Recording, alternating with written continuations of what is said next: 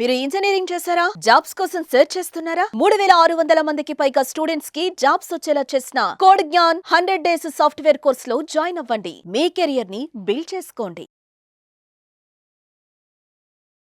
నమస్కారం అలగారి రవీంద్రనాథ్ గారు. నమస్తే అండి శ్రీ గారు. సార్, కేవియట్ అంటే ఏంటి? ఇది ఏ సందర్భాల్లో మనం యూజ్ చేస్తూ ఉంటాం? ఎవరు దీన్ని యూజ్ చేసుకునే అవకాశం ఉంటుందంటారు? అండ్ దాంతో పాటు ఇది చట్ట ప్రకారంగా అసలు ఎలాంటి ఇన్ఫర్మేషన్ని ఇవ్వడం జరుగుతుందంటారు? సిపిసి 148 ఏ ప్రకారం కేవియట్ అనేది ఒక ముందస్తు జాగ్రత్త లేదా ముందస్తు హెచ్చరిక అని చెప్పుకోవచ్చు.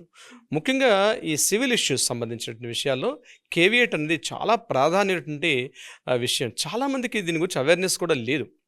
అంటే ఆస్తి వివాదాలు వచ్చేసరికి, అంటే ఇటీవల కాలంలో ఈ యొక్క ల్యాండ్ యొక్క వాల్యూస్ చాలా పెరిగిపోయాయి, అమాంతంగా పెరిగిపోయిన తర్వాత వాటి మీద బినామీలు కానీ లేకపోతే ఫార్జరీలు, ప్రీవియస్ డాక్యుమెంట్స్ అట్లా పుట్టించి దాన్ని క్రియేట్ చేసి మళ్ళీ ఎగ్జిస్టింగ్ ఉన్నటువంటి వ్యక్తుల మీద దాని మీద ఆ కోర్టుకు వెళ్ళి ఆ యొక్క ప్రాపర్టీ మీద రైట్స్ తీసుకోవడం, లేకపోతే ఇంజెక్షన్ ఆర్డర్స్ తీసుకోవడం, ఇట్లాంటివి ఇటీవల కాలంలో చాలా కోకొలాలు అయిపోయాయి. అంటే కోర్టుకు వచ్చే వివాదాల్లో కోర్టు చాలా సందర్భాల్లో చెప్పారన్నమాట, జెన్యున్గా వచ్చే పర్సన్స్ తక్కువ, కానీ వివాదాల మీద అంటే రకరకాల ఫార్జరీస్ ఇట్లాంటి విషయాలు వచ్చిన వాళ్ళు చాలా ఎక్కువ ఉంటాయని చెప్తారు.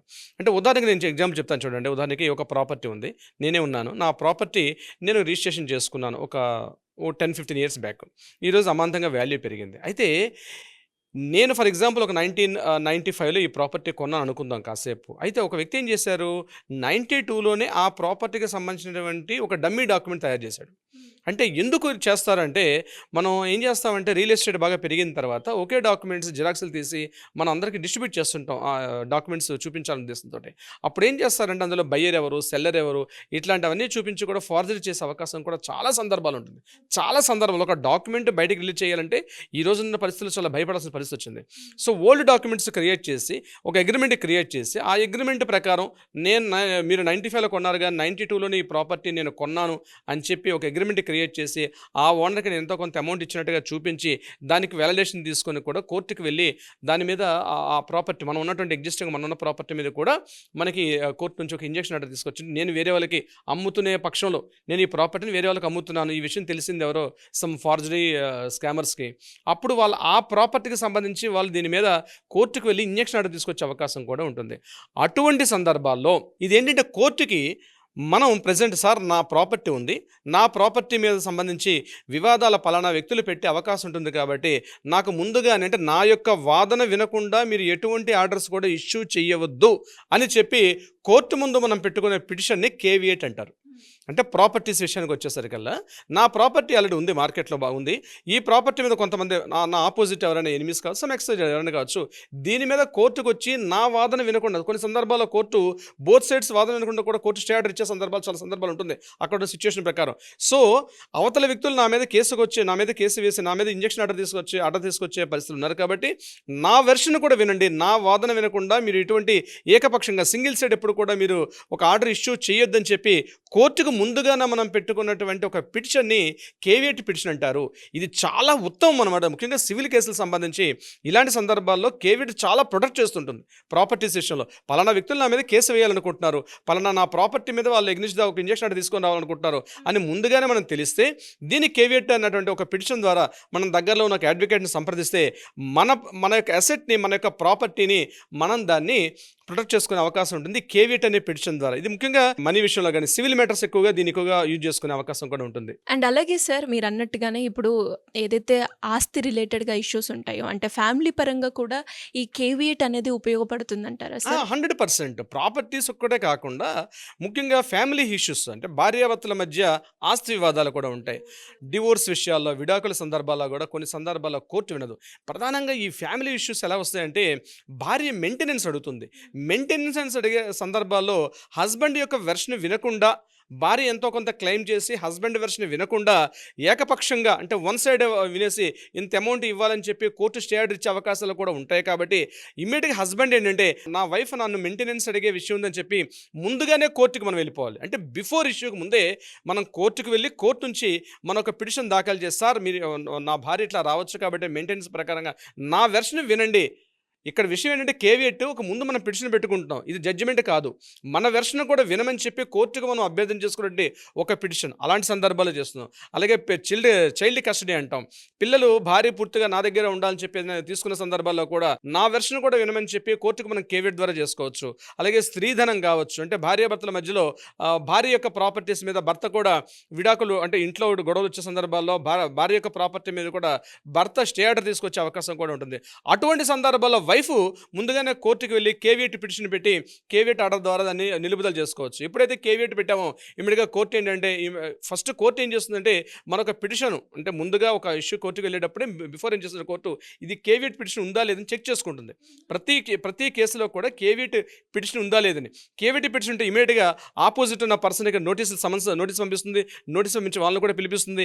మీ పర్సన్ ఎట్లా అంటున్నారు కాబట్టి మీ రెండు వెర్షన్స్ వినమని చెప్పి కోర్టు వాళ్ళిద్దరిని కూడా పిలిపించి మాట్లాడుకునే అవకాశం కూడా ఉంటుంది ఈ కేవియట్ పిటిషన్ ద్వారా. ముఖ్యంగా ఫ్యామిలీస్ సంబంధించి ఇప్పుడు నేను చెప్పినటువంటి మెయింటెనెన్స్ కావచ్చు, డౌరీ అడ్జస్ట్మెంట్ కావచ్చు, చైల్డ్ కస్టడీ, అదేవిధంగా భార్య యొక్క ప్రాపర్టీస్ లేదా భర్త యొక్క ప్రాపర్టీ మీద భార్య ఇట్లాంటి ఆస్తి, ముఖ్యంగా ఇవన్నీ కూడా సివిల్ సంబంధించిన కేసుల్లో వీటిని చాలా వరకు కేవియట్ పిటిషన్ ద్వారా మనం దాన్ని ముందుగా ప్రొటెక్ట్ చేసుకోవచ్చు. క్రిమినల్కి సంబంధించి ఇది ఎలా ఉంటుంది సార్? క్రిమినల్ కేసులో మాత్రం కేవియట్ పిటిషన్ అనేది 100% ఉండదు. ఇది ఓన్లీ సివిల్ ఇష్యూస్కి మాత్రమే కేవియట్ పిటిషన్ ఉంటుంది. క్రిమినల్ ఇష్యూస్ అనేవి దట్ ఇస్ కంప్లీట్ సిఆర్పిసి అంట, క్రిమినల్ ప్రొసీజర్ కోడ్ వేరు దానికి సంబంధించింది.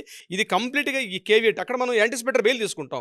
క్రిమినల్ కేసులో ఏం చేస్తాం అంటే యాంటిసిపేటరీ బెయిల్ వస్తుంది, అంటే బెయిల్కి ముందు అంటే ఆ ఇష్యూ జరుగుతుంది కాబట్టి ముందుగా నాకు బెయిల్ ఇవ్వమని చెప్పి కోర్టుకు మనం ఒక రిక్వెషన్ పెట్టుకుని that is called anticipatory bail. అది ఇక్కడ సివిల్ ఇష్యూస్కి వచ్చేసరికల్లా కేవియట్ అంటాం మనం. సో క్రిమినల్ ఇష్యూస్లో మాత్రం దీన్ని యాక్చువల్గా యాక్సెప్టెన్స్ ఉండదు. Only for civil cases section CPC 148A 148Aలో 1, 148, 143 వీటికి సంబంధించినటువంటి ఈ కంప్లీట్గా సివిల్ సంబంధించిన ముఖ్యంగా ప్రాపర్టీ సంబంధించిన విషయాల్లో కేవియట్ చాలా బలంగా పనిచేస్తుంది. ఇటువంటి సందర్భాల్లో కేవియట్ ద్వారా మనం ముందుగానే ప్రొటెక్షన్, అంటే వన్ సైడ్ స్టేట్మెంట్ ఇవ్వకుండా కోర్టుని మనం ప్రొటెక్ట్ చేసి కూడా దీన్ని మనం చేసుకునే అవకాశం ఉంటుంది. నాట్ ఓన్లీ ఒకే రకంగా కానీ కేవియట్ ఇంకో రకంగా కూడా యూజ్ చేసుకునే అవకాశం ఉంటుంది. లోవర్ కోర్టులో జడ్జిమెంట్ వచ్చేసింది, అతను హైకోర్టుకు లేదా అప్పర్ కోర్టుకి అతను అప్పీల్ చేసుకునే అవకాశం ఉంటుంది. సో అప్పర్ కోర్టుకు వెళ్ళే సందర్భాల్లో అప్పర్ కోర్టుకు వెళ్ళి కూడా ఈ ప్రాపర్టీ మీద స్టే తీసుకొచ్చే అవకాశం కూడా ఉంటుంది. అటువంటి సందర్భాల్లో కూడా మనం ఇమీడియట్గా అప్పర్ కోర్టుకి మనం రిక్వెషన్ పెట్టి కేవియట్ వేసి అక్కడ నా యొక్క వెర్షన్ కూడా వినమని చెప్పి కోర్టుకు మనం ఒక పిటిషన్ కూడా పెట్టే అవకాశం కూడా ఉంటుంది. సార్ మరి దీనికి ఎన్ని రోజులు వ్యాలిడిటీ ఉంటుంది? దీని ఫ్రీ స్ట్రక్చర్ ఎలా ఉంటుంది? ఎవరైనా కూడా ఈ కేవియట్ ఫామ్ని కావచ్చు దీన్ని ఫైల్ చేసేటప్పుడు లీగల్ పరంగా ఎలాంటి ప్రొసీజర్ని ఫాలో అవ్వాలి సార్? కేవియట్ యాక్చువల్ వ్యాలిడిటీ అంటే 90 days వ్యాలిడిటీ ఉంటుంది. మనం అప్లై చేసుకున్నటువంటి పిటిషన్ పెట్టుకున్న డే నుంచి 90 days వరకు దానికి మ్యాక్సిమం లిమిట్. మళ్ళీ 90 daysలో అతను ఎవరైనా ఆపోజిట్ పర్సన్ వచ్చి స్టే ఆర్డర్ తీసుకోవడానికి అవకాశం ఉంటుంది. ఈ 90 daysలో రాకపోతే మళ్ళీ దాన్ని ఎక్స్టెండ్ చేసుకొని మరొకసారి పిటిషన్ పెట్టి దాన్ని ఎక్స్టెండ్ చేసుకుంటూ వెళ్తాం. కేవియట్ అనేది సివిల్ కేసుల్లో ఆస్తి తగాదాల్లో అది రెంటల్ ప్రాపర్టీస్ కావచ్చు, అంటే ఇప్పుడు నేను అన్నట్టుగా ఓన్లీ ల్యాండ్ బిల్డింగ్సే కాకుండా రెంటల్ అగ్రిమెంట్స్ జరుగుతాయి ఓనర్కి టెనెంట్కి మధ్య, అటువంటి సందర్భాల్లో కేవియట్ ఉపయోగపడుతుంది. అదేవిధంగా జాబ్ కంపెనీస్లో, ముఖ్యంగా ప్రొఫైల్ కంపెనీస్లో జాబ్ చేస్తుంటారు. జాబ్ చేసేటప్పుడు ఒక ఎంప్లాయీస్కి కంపెనీకి మధ్య మేనేజ్మెంట్ విషయాల్లో కూడా కంపెనీ అంటే మేనేజ్మెంట్ ఏకపక్షంగా నిర్ణయం తీసుకున్న సందర్భాల్లో కూడా ఎంప్లాయీస్ వెళ్ళొచ్చు. లేదా ఎంప్లాయీస్కి ఇట్లా ఏదైనా రివ్యూ తీసుకుని ఎంప్లాయీస్ కోర్టుకు వెళ్ళి కంపెనీ యొక్క దాని యొక్క డ్యామేజ్ చేస్తున్న సందర్భాల్లో కూడా మేనేజ్మెంట్ కంపెనీ కూడా కేవియట్ పిటిషన్ దాఖలు చేసుకుని కూడా వెర్షన్ వినే అవకాశం కూడా ఉంది. ఇట్లా ప్రాపర్టీస్, హౌస్ రెంటల్, ఫ్యాక్టరీస్, అలాగే ఇప్పుడు నేను చెప్పినటువంటి జాబ్ ప్రొఫైల్స్, కంపెనీస్ ఇట్లాంటివన్నీ కూడా కేవియట్ కిందకి వస్తుంది. 90 days వ్యాలిడిటీ ఉంటుంది. 90 daysలో దాని కన్సల్ట్ ఫీజు పే చేసి దాని త్వరగా వెళ్ళొచ్చు. అయితే కంపల్సరీ ఇక్కడ ఏంటంటే ఒక advocate is very very necessary.